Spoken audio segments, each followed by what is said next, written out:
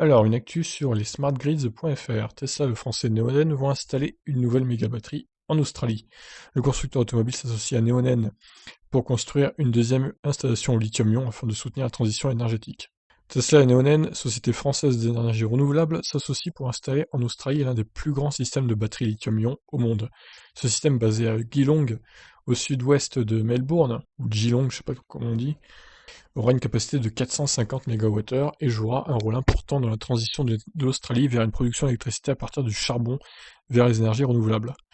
Alors on en parlait dans les commentaires justement à propos des taxes que va mettre l'Australie en place contre les voitures électriques. Vous me disiez, en même temps, rouler en électrique en Australie, ça pollue parce qu'il y a des usines au charbon et tout. Voilà, bah justement ça va permettre d'assainir la production d'électricité, de la rendre plus propre on va dire.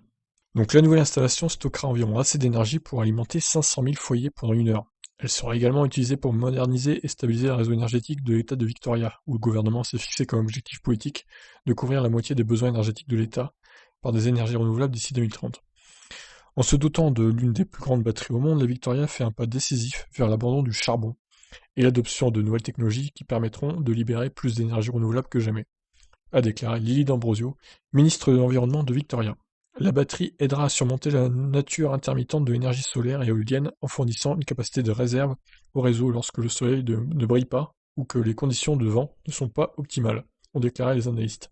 Neonen a obtenu un contrat gouvernemental pour fournir des services d'intégrité du système au réseau électrique et livrera la batterie de 300 MW en utilisant la technologie Megapack de Tesla d'ici la fin 2021, a déclaré la société. Eh ben, dis donc, c'est bien qu'une société française soit l'entreprise qui a été choisie pour faire ça en Australie. C'est une bonne chose pour notre pays. Et on espère que ce genre de batterie arrivera aussi en France. Même si en France c'est un peu moins ensoleillé que l'Australie, il faut quand même l'avouer. Surtout dans le nord, mais bon, après, il y a toujours moyen, hein, je pense. Mais écoutez, voilà, sur cette bonne nouvelle, je vous laisse réagir. Ciao.